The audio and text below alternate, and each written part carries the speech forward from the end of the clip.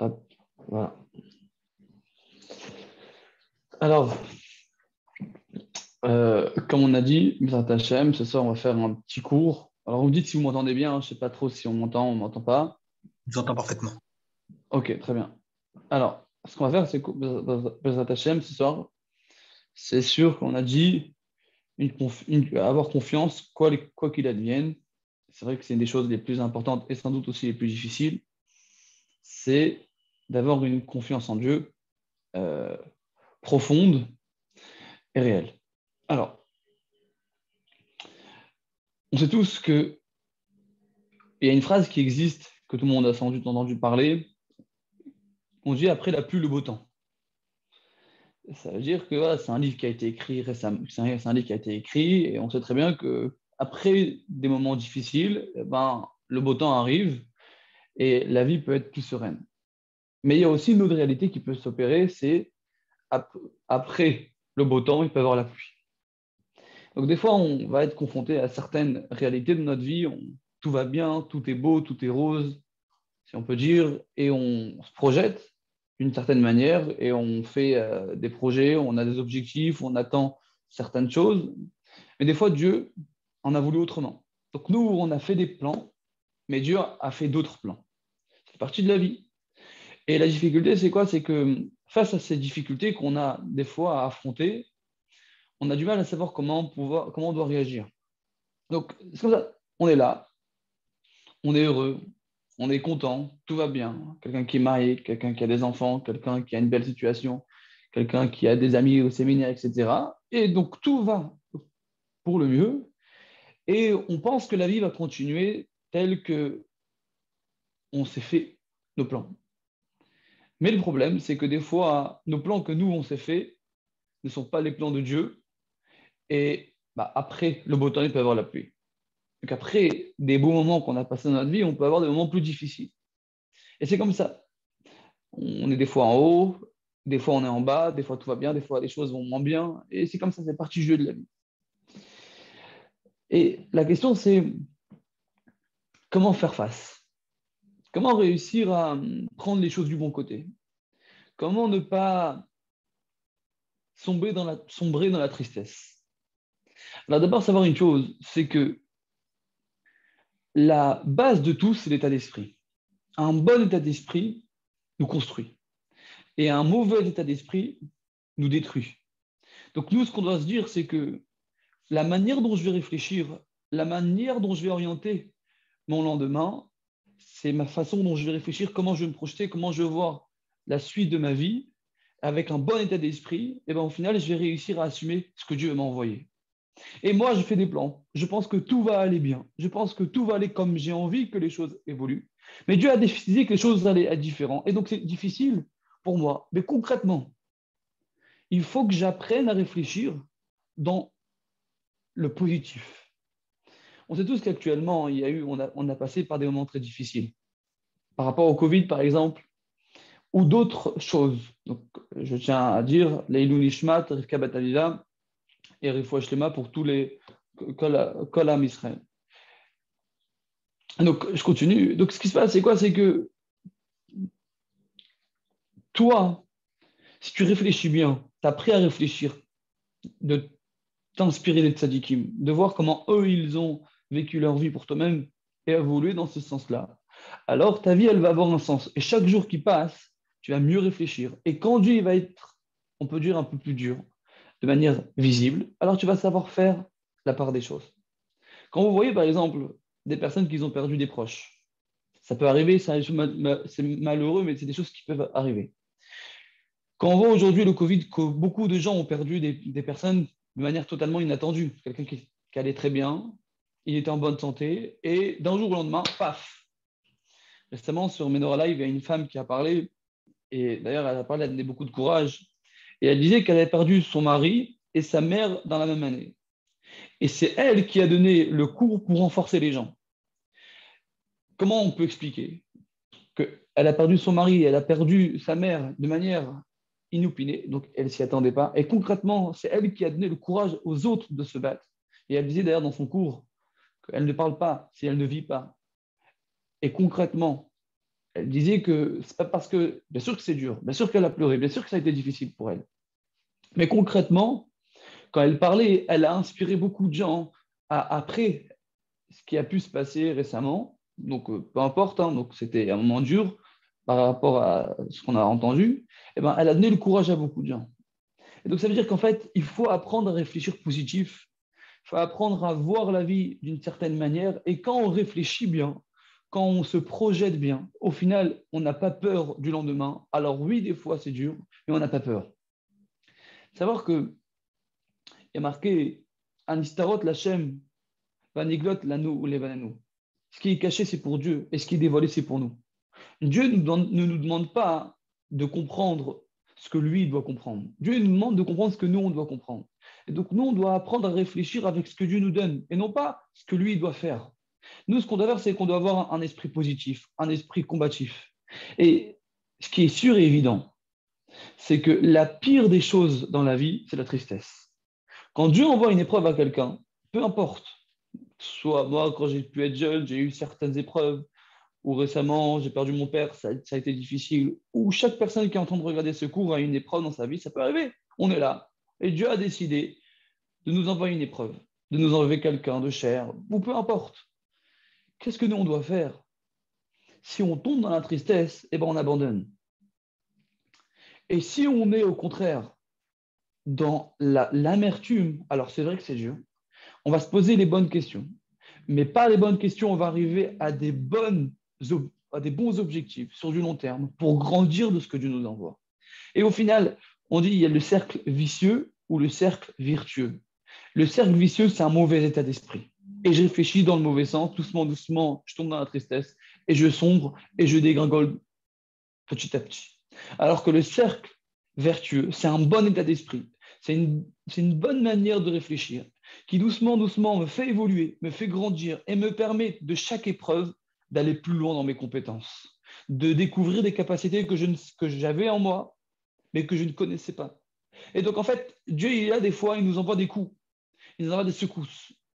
Comme on a pu dire hier, c'est pour demander certaines, par exemple, Mashiach ou d'autres. Ce n'est pas forcément le thème du cours.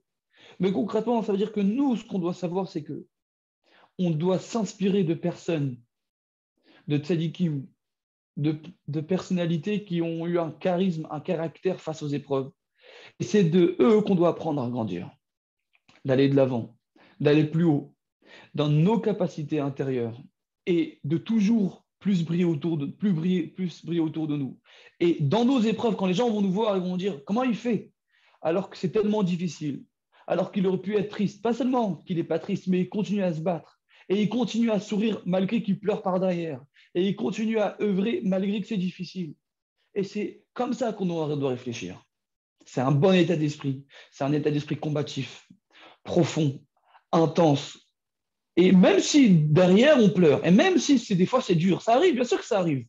Mais concrètement, on garde la face. Et on sait que tout ce que Dieu nous donne est bon parce que lui est bon. Donc ce qu'il me donne est forcément bien.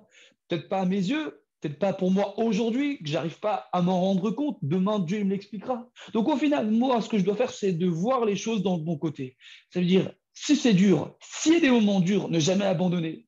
Ne jamais tomber dans la tristesse, parce que quelqu'un qui est triste, on marche dessus et au final, il ne peut pas se relever, que Dieu nous en préserve, et il tombe, et il tombe, et il tombe, et dans l'amertume, se demander ce que Dieu attend de moi, et toujours aller plus loin, pousser plus loin, aller plus loin dans ce que je suis capable de faire.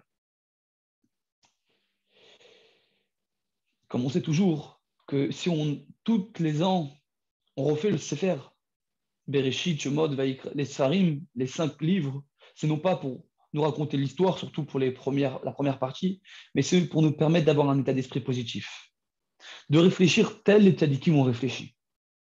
Et on va s'arrêter ensemble ce soir sur l'aspect de la vie de Yosef Hatzadik. Quand on voit la vie de Yosef Hatzadik, c'est une vie qui est très compliquée à comprendre et très belle, mais remplie de difficultés, d'épreuves, de moments durs. Yosef, c'était quelqu'un qui, à l'âge de 17 ans, a été vendu comme un malpropre. Leurs frères ont acheté une paire de chaussures par l'argent qu'ils ont gagné de leur vente. Il arrive en Égypte et il est, au début, respecté par Potiphar. Et après, la femme de Potiphar veut avoir une relation avec lui. Il refuse. Et pour ce refus, il mérite 10 ans de prison, voire 2 ans supplémentaires. Donc il va être 12 ans en prison. Il pourrait dire à Dieu, mais qu'est-ce que t'attends de moi? Et concrètement, il ne dit rien. Et Yosef, il assume, au bout de 12 ans, Paro fait un rêve, seul Yosef est capable de le traduire, et il le traduit. Paro est émerveillé de la grandeur de Yosef. Et ce qui se passe, c'est que Yosef devient vice-roi d'Égypte, comme tout le monde le sait. Il a la bague de Paro. Et au bout de 7 ans encore, si je ne me trompe pas, il a 37 ans, Yosef, à ce moment-là, ses 10 frères viennent, non pas le 11e, Binyamin, parce que le père ne voulait pas, et ils viennent voir Yosef, le vice-roi. Ils ne savent pas. Et quand ils viennent voir Yosef, le vice-roi, ils demandent de la nourriture. Yosef dit, pourquoi vous êtes rentrés par 12 portes différentes? Vous êtes des espions. Et les frères disent non, ils racontent toute leur vie. Et ils disent, pour voir ce que vous dites est vrai, il faut que vous me ramenez votre frère cadet, le petit dernier, Binyamin. Et il prend un des frères en captivité, ils retournent voir leur père et ils ramènent leur frère. Quand ils ramènent leur frère, Binyamin, Yosef joue un petit peu le malin, donc il a joué beaucoup, beaucoup le malin. Il disait pas il comprenait pas trop à qui ils avaient affaire. Parce que Yosef, au final, c'était leur frère, mais il voulait pas se dévoiler à eux. Donc il attendait le bon moment. Et quand Yosef les voit, il se fait passer pour le vice-roi, et on connaît tous l'histoire, il a mis la coupe de vin dans le sac de qui? De Binyamin. OK. Et quand ils retournent vers leur père, Yosef envoie des soldats, ils récupèrent les 10 frères, et ils coupent le sac de Binyamin, et ils voient que le verre est à l'intérieur, et Yosef veut prendre prisonnier Binyamin. Et à ce moment-là, Yehuda se met en colère. Il se met en colère, mais monstrueuse. C'est un homme extrêmement fort, Yehuda. Et on dit même qu'il vient pour sortir l'épée, pour se battre contre Yosef. Mais Dieu bloque l'épée. Le Midrash dit comme quoi Dieu bloque l'épée. Donc Yehuda comprend qu'il a en face de lui un tzaddik, mais il voit un Égyptien, pour lui, un vicieux qui joue à l'envers. Et Yehuda regarde leur frère. Il regarde son frère, il ne sait pas. Il regarde Yosef et il lui dit, dis-moi, qui kamocha ke paro, toi tu es comme Paro. Et ce que tu dis, tu n'accompliras pas. Jusqu'à maintenant, on n'a rien dit. Tu nous as posé plein de questions qui voulaient absolument rien dire. Mais concrètement, par rapport au fait que tu es les vice-rois, on t'a respecté. Et maintenant, celui qu'on a dit que notre père va mourir si on ne le ramène pas chez lui, tu veux le garder? Tu veux...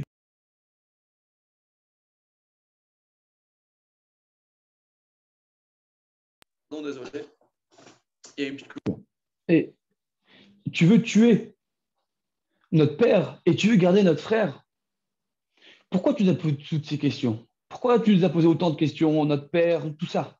A priori, ça n'a rien à voir avec toi. Pourquoi nous, on voulait se marier avec une de tes filles? Toi, tu voulais te marier avec une de nos sœurs? Et on t'a répondu, on a été courtois.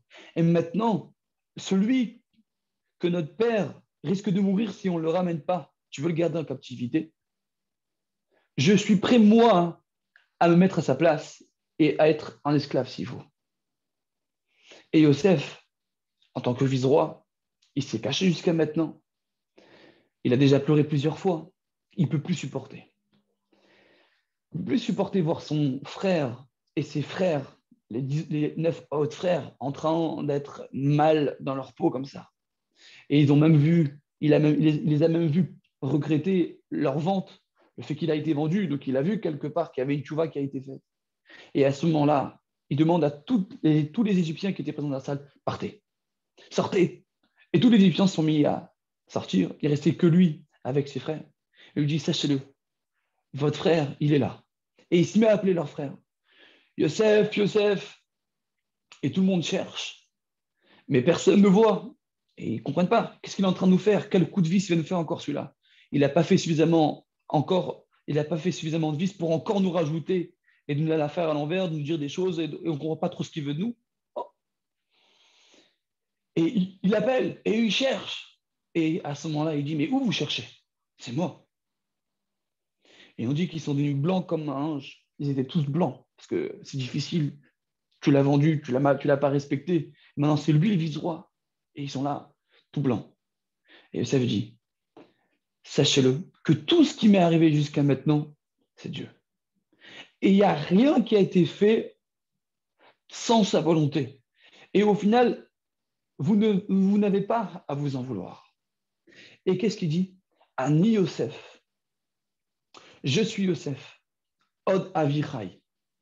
Est-ce que papa est-il encore en vie? Alors, on peut se poser une question qui est assez difficile, que le rabbi pose. Quand on lit, cette phrase ne veut absolument rien dire. Yosef dit Ani Yosef, je suis Yosef, Od Avichai. Est-ce que papa est-il encore en vie? Mais c'est quoi ta question? Jusqu'à maintenant, tu étais caché en tant que vice-roi, tu comprenais tout ce qu'il disait, donc au final, tu comprenais très bien l'hébreu, donc tu savais très bien que ton père était en vie, et tu savais très bien que pourquoi il ne voulait pas ramener Binyamin chez eux. Non, pourquoi il ne voulait pas laisser Binyamin en Égypte en tant qu'esclave, c'est parce que papa il risque de mourir. Et tu poses la question, Ani Yosef Od Avichai, je suis Yosef, papa est-il encore en vie? Maintenant que tu t'es dévoilé, tu veux poser des questions, tu peux poser n'importe quelle question. Si tu veux rentrer dans une discussion, tu peux, mais d'autres manières. Alors il pose la question, il dit pourquoi est-ce que Yosef dit Ani Yosef Od Avichai? Je suis Yosef, papa est-il encore en vie? Ça, c'est la première question. Deuxième question, c'est on sait très bien que Yosef, c'est un tzaddik, et pas n'importe quel tzaddik. D'ailleurs, le seul qu'on dit à tzaddik, c'est Yosef. Yosef à tzaddik. Donc vraiment, le lien au tzaddik, un des plus hauts niveaux, c'est Yosef. Et quoi? Et Yosef, il est vice-roi. Si je ne me trompe pas, de 30 ans à 37 ans. Quand il est vice-roi, hein, il ne va pas dire à son père, papa, je suis en vie. Ton père pense que tu es mort. Déjà, pendant les années avant, tu n'étais pas vice-roi, tu étais prisonnier. Pendant 12 ans, tu es prisonnier, on peut comprendre, tu ne peux rien dire. Ou tu es un esclave dans la maison de Potiphar, tu ne peux rien dire, je peux comprendre. Mais je ne comprends pas, tu es vice-roi. Là, le Ramban pose la question, tu es vice-roi. C'est pas le minimum de dire à ton père que tu es en vie? De laisser ton père penser que tu es mort, c'est normal? C'est quoi ce respect? Où est le tzaddik dans cette affaire? Je ne comprends pas, ton père qui t'aime, qui t'a donné une tunique que à toi, qui étudie la Torah que avec toi, qui te donnait autant d'amour, toi, tu n'as même pas le minimum d'amour, même qu'un fils normal ferait, de dire à ton père que tu es en vie? Troisième question. Maintenant que tu t'es dévoilé en tant que fils, en tant que frère, tu ne vas pas dire à ton père par ta propre bouche que tu es en vie. Tu laisses tes frères monter en Égypte avec une charrette remplie de nourriture très importante, tout ce que tu veux. Je crois pas. Tu ne vas pas dire à ton père. Quoi, ça fait 22 ans que ton père ne t'a pas vu. Et ce que tu fais, c'est que tu envoies tu envoies tes frères qui vont lui dire que tu es en vie, et il faut que c'est lui qui descende vers toi. Quoi, jusqu'à où l'ego va aller? Pour qui tu t'es pris? Quoi, ton père qui t'aime autant, pendant 22 ans, il ne t'a pas vu, et toi, tu lui demandes, toi, de descendre? C'est quoi ce délire? Alors, lui pose la question, il dit, mais pour vrai, c'est complètement illogique. Quelque chose qui ne tombe pas rond. Et au final, vous allez voir que ces trois questions qu'on vient de dire, ils sont liés, et ça va nous permettre nous-mêmes de réfléchir dans nos épreuves. Alors, on va commencer par la première question. Yosef a dit, Ani Yosef, je suis Yosef, Od Avichai. Papa est-il encore en vie? Pour lui, c'est vrai que c'est pas logique. C'est quoi la réponse? C'est simple. La halakha nous dit que Dieu a fait un cadeau à l'homme, que quand une personne meurt, au bout d'un an, il fait de l'œil.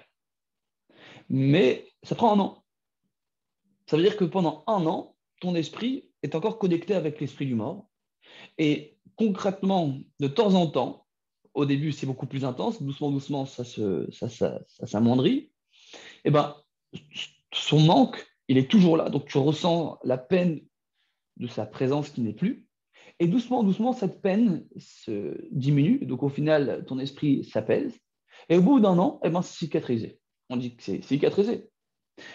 Alors, pour quelqu'un on peut dire de cohérent qui meurt, c'est difficile, mais doucement, doucement, ça s'apaise quasiment vraiment. Quelqu'un qui a perdu son père, sa mère, concrètement, ça fait partie de l'ordre des choses. Quelqu'un qui a perdu un frère qui est âgé, bon, c'est partie de l'ordre des choses. D'ailleurs, il y a des mots en français qui sont exprimés.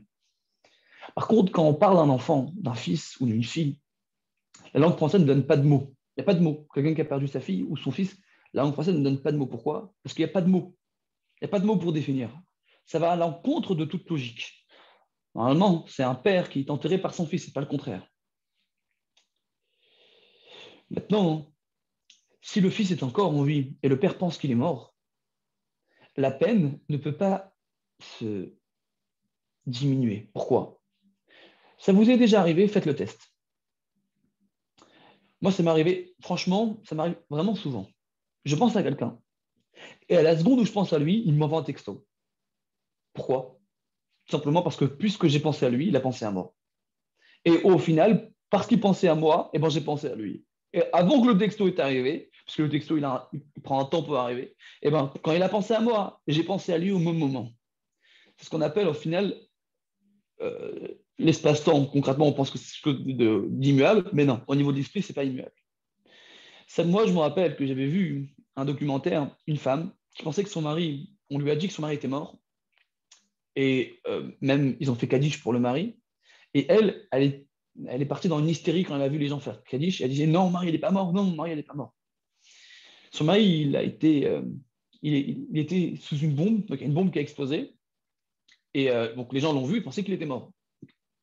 Elle va dans l'endroit en question, c'était un endroit de guerre, elle a réussi à même mettre des journalistes avec elle, donc dans l'endroit où ils étaient en guerre, ils étaient ensemble. D'ailleurs, même un des journalistes qui l'a aidé, qui est mort. Et au final, elle a retrouvé son mari, au bout de je ne sais pas combien de mois de recherche, dans un hôpital, et son mari était amnésique, il avait tout oublié. Ça veut dire qu'en vérité, son esprit ne pouvait pas s'apaiser. Pourquoi? Parce que son mari était encore en vie. Tant que quelqu'un que tu aimes est en vie, au final, tu ne peux pas l'oublier. Dieu, il fait en sorte que ton cerveau, ta conscience et sa conscience est toujours connectée. Et donc, tu fais ce que tu veux. Puisqu'il est en vie, et ben, au final, tu ne pourras jamais l'oublier. Pas comme un mort. Il y a une deuxième fois, j'avais vu quelque chose, alors ça remonte à longtemps. C'est quelqu'un, je crois que c'était une fille avec son père. La fille fermait ses yeux et elle était capable de voir ce que son père regardait. Ça veut dire qu'elle arrivait à voir dans les yeux de son père en fermant ses yeux, ses propres yeux. Et en fait, il y avait deux journalistes, un qui était avec elle, un qui était avec lui, et elle disait ce qu'elle voyait, et l'autre journaliste, il dit effectivement que tout ce qu'elle a dit, il était en train de voir. Ça veut dire que quelque part, au niveau de la conscience, il y a des choses qu'on ne comprend pas, mais qui dépassent l'espace-temps. Et au final, il y a des choses qu'on ne voit pas, mais concrètement qu'on ressent. C'est vrai que des fois, tu es là, tu cherches quelqu'un qui te regarde, non, et tu vois qu'il y a vraiment quelqu'un qui t'a regardé. Parce que ton esprit, il sent quelqu'un qui te regarde. Et donc, au final, je ne peux m'apaiser de la mort d'une personne que si cette personne est réellement morte. Maintenant, imaginez-vous déjà la douleur d'une personne qui a perdu un fils. Elle est énorme. Mais concrètement, au bout d'un an, elle s'apaise. Yosef n'était pas mort. Yaakov pensait qu'il était mort. Mais concrètement, il ne l'était pas. Ce qui fait que pendant 22 ans, Yaakov pleurait, a perdu l'esprit divin, donc il ne pouvait plus prophétiser, il ne pouvait plus parler avec Dieu, il pensait qu'il n'avait plus le droit au monde futur, il était dans une spirale de souffrance intérieure qui est énorme, quelque part qui est insupportable, qui est complètement hors cadre, c'est tellement dur. Déjà, quelqu'un qui a perdu un fils, c'est très dur. Alors quand pendant 22 ans, tu penses que tu l'as perdu, et au final, il est toujours en vie, donc ton esprit ne s'apaise jamais. Le cadeau que Dieu a fait de l'apaisement n'est pas. Voilà pourquoi Yosef est dit Ani Yosef, je suis Yosef. Od Avichai.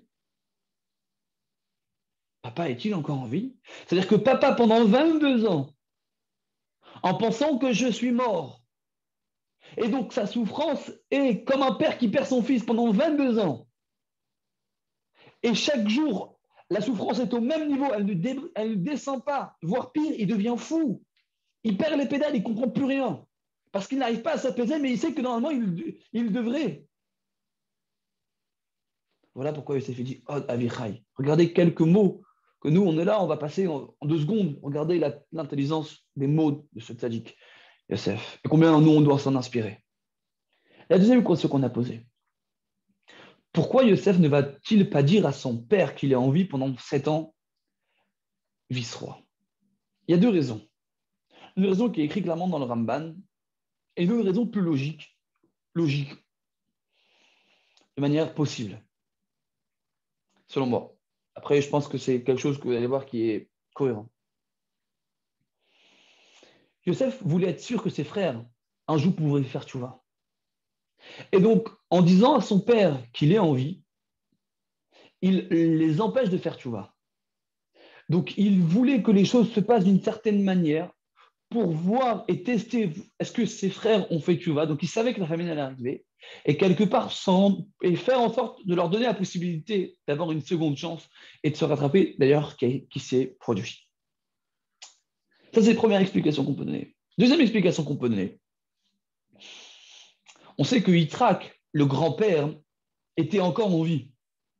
Et il voyait son fils Yaakov pleurer pour Yosef. Et quand il partait, il était très peiné, mais il ne disait rien. On ne comprend pas. Pourquoi pourquoi Yitzhak, son père, ne lui a pas dit à Yaakov pendant le laps de temps qu'il était encore en vie? Pourquoi le grand-père n'a pas dit à son fils, mais ton fils, il est en vie? Je ne comprends pas pourquoi tu pleures. Il est vivant, ton fils. Moi, j'ai Rocha Kodesh, je le vois. Il est là. Pourquoi il se tait, Yitzhak? Parce que Yitzhak sait que Dieu ne veut pas. Parce que Dieu s'est engagé dans un serment de ne pas dire, de ne pas dévoiler. C'est-à-dire que dans les 10 personnes qui ont prêté serment de cacher ça à leur père, il y avait les 9 frères, et il manquait quelqu'un. C'était qui? C'était Dieu. Dieu s'est associé à ce serment. Donc, quelque part, Yosef savait qu'il ne pouvait pas le dévoiler. Et pourquoi Dieu n'était pas d'accord de ce dévoilement? C'est parce que Yaakov n'a pas respecté son père pendant 22 ans. Pendant 22 ans, quand il était chez Lavan, 20 ans chez Lavan et 2 ans dans les chemins, il n'a pas respecté son père, il n'a pas fait Kibbout Avim. Et Dieu, pour le punir à son niveau, qu'est-ce qu'il a fait? Il a fait qu'il pense que son fils est mort pendant 22 ans. Et donc, au final, Yosef n'a pas le droit de faire ce que lui veut, de ce que son cœur désire. L'apaisement émotionnel, non, non, non, tu ne vis pas pour toi, tu vis pour Dieu. Et Dieu, il y a des choses qu'il veut que toi, tu ne comprends pas, mais ce n'est pas à toi de réfléchir, c'est à lui. Et toi, tu dois subir et assumer, pas subir parce que c'est négatif, tu dois assumer la volonté de Dieu et comprendre que certains moments, eh ben, Dieu, il veut, toi, tu n'as pas le choix. C'est comme ça qu'il veut, pas autrement. Et donc, Yosef ne va pas remettre en question le plan de Dieu. Il accepte le plan de Dieu. Mais attention, dès que le moment est arrivé de dévoiler à son père et que les 22 ans de Kibbout Avim qu'il devait payer a été révolu, donc il devait respecter, il n'a pas respecté son père pendant 22 ans, ça y est, il a payé. Et maintenant, ses frères arrivent, donc maintenant concrètement, c'est le moment du dévoilement. Qu'est-ce qu'il dit Yosef? Vite, allez dire à papa que je suis en vie. Vite, faites-le descendre. Et chaque jour qui passe, c'est un danger pour papa parce qu'il m'aime très fort. Et il peut mourir, comme on a dit auparavant, il peut mourir parce que concrètement, il m'aime à la folie et il ne m'a pas vu pendant 22 ans.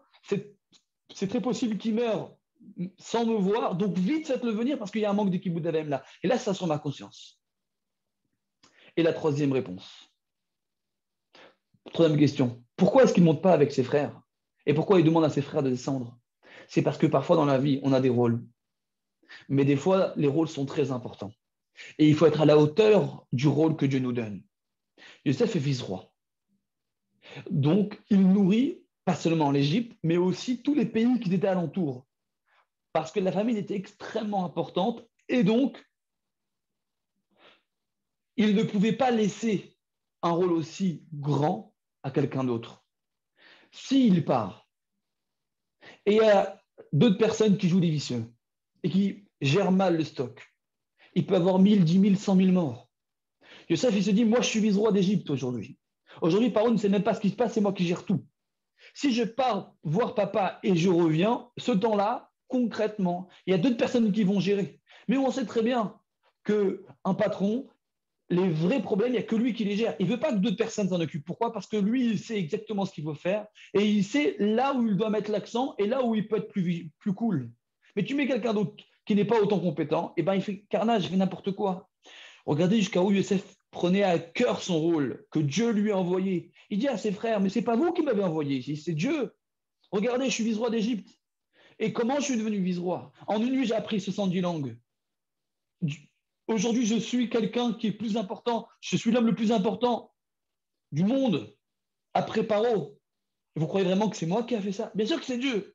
Donc au final, je ne vais pas remettre en question ce que Dieu il veut. Moi, je sais que maintenant, ce que Dieu il veut, c'est quoi? C'est que je tiens mon rôle au mieux que je suis capable. Et quand les Juifs vont sortir d'Égypte, 210 ans après, toute la richesse que je suis en train de faire amener en Égypte, c'est pour eux. Vous croyez que je vais laisser ça à n'importe qui? Non, non, non. C'est papa qui va descendre. C'est pas moi qui vais monter vers lui. De là, on peut apprendre énormément de moussard, de perception de vie, de perspective, de manière de réfléchir. On doit comprendre que Youssef, c'était un visionnaire. Quand il était dans la prison pendant 12 ans, il aurait pu dire à Dieu, mais qu'est-ce que tu veux de moi? Moi, une femme a voulu avoir une relation de manière interdite avec moi, je me suis opposé à ça et je me prends 12 ans de prison. Mais qu'est-ce que tu veux de moi, mon Dieu? Eh ben non. Il était content. Il était toujours, bien sûr, amer, mais toujours avec la joie. Pendant 7 ans, il peut dire à son père, vous savez quelle douleur c'est pour lui de se taire, alors que son père, il aime plus que tout. C'est pas ce que Dieu veut. Je me tais. Et j'accepte ce que Dieu veut. Et concrètement, si aujourd'hui on glorifie tellement Youssef, c'est parce qu'il était capable de voir dans les difficultés la grandeur. Quand il est là, il est impatient de voir son père. Quand il essaie de voir son père, il va lui tomber dans les bras, il va pleurer de 22 ans de manque. Et son père, Yaakov, vous savez ce qu'il va faire quand il va voir son fils Yosef? C'est fou quand on entend cette histoire. Quand tu te dis, tu n'as pas vu ton fils pendant 2 ans, tu penses qu'il est mort, la seule chose que tu veux, c'est l'embrasser. Il fait schéma. Il comprend l'unification de Dieu, qu'en réalité, tout est Dieu et que tout ce qu'il a souffert, c'était qu'à des fins de grandeur. Vaïri Yaakov, comme la paracha de la semaine dernière. Au final, c'est les meilleurs moments de sa vie. Après, ça va être en Égypte. Et donc, nous, qu'est-ce que nous, on doit apprendre? Certainement, des fois, la vie est difficile. Certainement, des fois, les choses ne sont pas logiques. Ils ne vont pas telles qu'on l'avait prévu. Mais qu'est-ce que nous, on doit apprendre? Comme Youssef, on doit aller de l'avant, se poser les bonnes questions, non pas les mauvaises questions. Être dans un état d'esprit combatif, constructif. Toujours aller de l'avant et ne pas dire mais pourquoi lui il a fait ça et pourquoi pas ça et pourquoi ça sert à rien. Si Dieu il a dit que c'était comme ça ne serait pas autrement. Qu'est-ce que moi je vais me poser la question? Qu'est-ce que Dieu il attend de moi? Quelle est la remise à question que je dois faire? Comment est-ce que je dois me projeter de meilleure manière, plus construit, plus intelligent, mieux, de manière plus aboutie? Et combien on peut apprendre notre tzadikim? Au final, c'est comme ça que l'on doit réfléchir. On a eu le Covid, on a eu des épreuves, on a eu des moments durs. Où certaines personnes on ne peut pas aller voir le rabbi, on ne peut pas aller en Israël pour certaines personnes, on ne peut pas aller voir nos proches pour d'autres. Il y a des gens qui ont perdu des gens proches, il y a des gens qui ont pleuré, il y a des gens qui ont souffert, il y a des gens. Bien sûr, on a eu des choses dures, on a eu des moments dramatiques. On peut se dire, mais qu'est-ce que Dieu attend de nous? Mais exactement, c'est ça qu'on doit se dire. Non pas ce que moi j'attends de lui, non pas ce que moi je veux qu'il me donne, mais ce que lui il veut que moi je lui donne, ce que lui il veut que moi je grandisse. En fait, de trouver en moi des forces que je ne connaissais pas. Et je pense que l'aboutissement de tout ça, c'est quoi? C'est demander ce qui est vraiment à demander. Ça veut dire quoi? Ça veut dire ou bien Mashiach de manière plus globale, ou bien Mashiach de manière plus personnelle.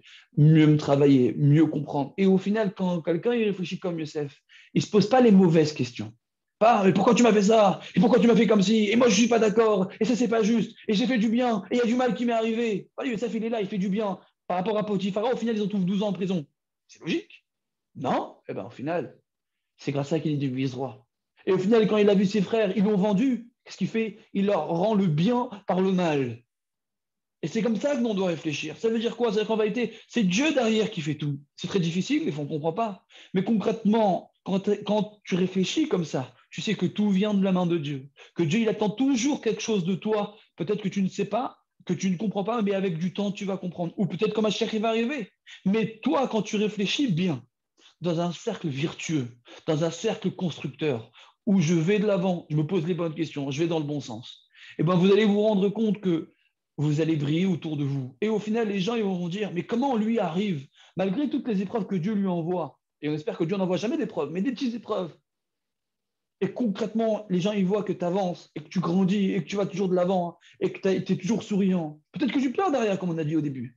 Mais concrètement, que devant, tu as toujours la face forte, et que tu avances, et que tu dévoiles Dieu, et que tu te bats pour Dieu, et que tu ne te poses pas les mauvaises questions, mais les bonnes questions. Tu ne vas pas dans les mauvais états d'esprit, mais dans les bons états d'esprit. Eh bien, ce qui se passe, c'est doucement, doucement. Mashiach individuel, tu vas l'avoir, avec ça. On va réussir à vivre, non pas un cher individuel, mais un Mashiach collectif. De dire à Dieu, comme on a dit hier, de dire à Dieu, stop, ça suffit les épreuves, ça suffit ces moments difficiles. Et concrètement, maintenant, on veut voir que le Tov Aniré Vanigli, comme le Rabbi dit, et on sait très bien que le monde est prêt à faire venir Mashiach. Alors concrètement, le temps qu'il n'est pas encore là, et on espère que ça sera très bientôt, pour Hashem demain, on va réfléchir toujours, ça vient de Dieu. Ma'amin, un iboté arbo, je sais que tout ce qu'il me donne, c'est pour le bien. Et comme il y a eu, Yosef a eu l'effort, c'est comme tous les tzadikim ont eu l'effort de toujours voir le bon côté des épreuves. Nous aussi, on va réussir à réfléchir dans ce sens-là. Et bien, Hashem, amener la Géoula Shlema. Bonne soirée à tout le monde et merci beaucoup d'avoir participé à ce cours. Et que, voilà, merci beaucoup aux organisateurs, Menorah Live et à toutes les personnes. Et on espère que ça puisse, qu'on puisse toujours aller de l'avant. Et je termine sur ça, plus concret, parce que voilà, des choses plus personnelles. Moi, j'ai pu voir un de mes élèves aujourd'hui, et je vous le dis parce que je pense que ça donne beaucoup de courage. Souvent, on parlait ensemble, et il me disait des choses qui étaient totalement impossibles. Pas spécialement religieux, assez loin de la Torah des mitzvot. Mais il voulait devenir religieux, il voulait aller de l'avant. Et logiquement, c'était totalement incohérent. J'ai vu, et cette personne-là, il croyait vraiment. J'ai rarement vu quelqu'un qui avait autant d'émouna. Quelqu'un qui a cru, qui était là, qui était investi, et qui a eu des galères, des moments très difficiles. Au niveau de la religion, ce n'était pas évident, ressentir Dieu, ressentir, comprendre ce que Dieu voulait. Et je me rappelle, on a eu certains miracles ensemble, et ça l'a beaucoup, beaucoup ébranlé. Et après, je me rappelle encore, il a démissionné de son travail.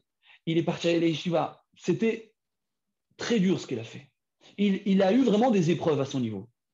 Et aujourd'hui, quand je le vois aujourd'hui, comment il a évolué, comment est-ce que son état d'esprit de faire confiance, d'avoir confiance en Dieu, de savoir que Rephaim, Dieu en 2 secondes, il peut te débloquer la situation que pour toi a l'air insurmontable. Il n'y a rien pour Dieu qui est difficile. Seulement, c'est ton esprit qui te limite quand tu ne réfléchis pas comme tu devrais. Et donc, lui, j'ai vu vraiment quelqu'un qui a cru, qui était investi, qui s'est donné. On était ensemble, même des fois, beaucoup de gens me disaient, mais tu n'es pas un peu inconscient? Regarde vers où tu l'emmènes, laisse-le, c'est trop compliqué ce que tu es en train de lui demander. C'était pas évident. Mais concrètement, il a fait confiance. Moi aussi, je faisais confiance. Je ne savais pas trop où j'allais. Et comment est-ce que Dieu a intervenu? Pourquoi? Parce qu'il a fait confiance. Parce qu'il croyait vraiment que ce que Dieu donnait était bon et qu'il va l'aider. Et que quand tu réfléchis dans ce sens-là, quand tu te dis qu'il va m'aider, il m'aime, et que rien n'est mal, seulement si moi je rentre dans un mauvais état d'esprit, je bloque la lumière, je m'empêche de me connecter. Et je vais faire comme Yosef. Et je vais être courageux comme Yosef. Et je ne vais pas avoir peur de dire que c'est Dieu qui m'a fait tout ce que j'ai, toutes mes épreuves. Et bien vous allez vous rendre compte que il y aura un revirement. Peut-être qu'il va être long. Dieu va vous tester et il va pousser pour voir jusqu'à où vous serez capable d'aller. Et à un moment donné, quand vous allez voir la lumière, quand vous allez voir la Gdoucha, doucement, tout va se rentrer dans l'ordre, comme Yosef. Et c'est comme ça que l'on doit réfléchir. On doit essayer. Alors lui, c'est quelqu'un qui était loin, tu vois, aujourd'hui, c'est impressionnant. Et combien d'autres personnes j'ai pu voir, des fois, ils étaient là, ils ont cru. Et le fait qu'ils ont vraiment cru et qu'ils n'ont pas eu peur de dire c'est Dieu, tu peux dire c'est naïf, tu dis n'importe quoi, mais vers où tu vas, tu es complètement inconscient. Mais concrètement, cette inconscience-là, le fait de se dire mon père, il me porte, il m'aime, il est à côté de moi, et tout ce qu'il fait, c'est pour mon bien, même si je ne suis pas capable de le voir, je sors de la tristesse pour rentrer dans la Mériroute, et je rentre dans la Mériroute, mais dans la Mériroute, après, il va y avoir quoi là? Simcha. La Mériroute, cette amertume-là, de remise en question profonde, va amener derrière à quoi? À une Simcha. Parce que dans la Mériroute, il y a déjà le pas de la simcha. Je suis un peu dur, je suis un peu amer, je me pose des questions, mais je fais confiance aveuglement, avec de l'intelligence, bien sûr. Et derrière, ce qui va se passer, c'est quoi? C'est que Dieu, il va m'amener à la simcha. Mais ça va être difficile. Mais une fois que je suis passé par le cap de la Méroute, la simcha, elle va venir. Et quand la simcha va venir, on va se dire, mais quand tu regardes Dieu, tu vas, bah oui, c'est lui. Et au final, c'est comme ça que nous, on doit réfléchir. Et quand on réfléchit dans ce sens-là, je peux vous garantir que vous allez, si vous arrivez à même un petit peu prendre cette idée et essayer de vivre un petit peu avec cette idée-là, chacun dans ses difficultés, vous allez vous rendre compte que de vos difficultés, c'est au final de là que vous allez être les plus forts. Et moi, aujourd'hui, Baruch Hashem, quand j'étais à l'Eshiva, c'était pas toujours évident. Et je sais que c'était très, très, très difficile, même des fois. Mais je me suis battu. C'était des années de bataille, concrètement. Et aujourd'hui, si Baruch Hashem, j'arrive à faire ce que je fais aujourd'hui, c'est parce que j'ai eu un moment difficile à l'Eshiva et que je ne me suis pas laissé faire et que je savais, oui, bien sûr, des fois j'ai pleuré. Oui, bien sûr, des fois c'était très dur. Mais concrètement, j'étais toujours dans l'esprit de combattre, dans la mériroute, l'amertume, non pas la tristesse. J'ai eu peut-être des moments d'adzvout, mais je restais, essayé toujours d'être mériroute. Je suis amer. Et de cette amertume-là, au final, eh ben, j'arrive à faire ce que je fais autour de moi. Et je peux vous dire que vous-même, et si, soyez toujours dans la joie. Et si des fois, il y a des moments très durs, soyez dans l'amertume. Et vous allez vous rendre compte que dans ta chaîne, ça va aller de l'avant, avec de la joie. Et que tout va être visible avec du positif. Que des bonnes choses à vous tous. Et Shavua Tov. On me voir.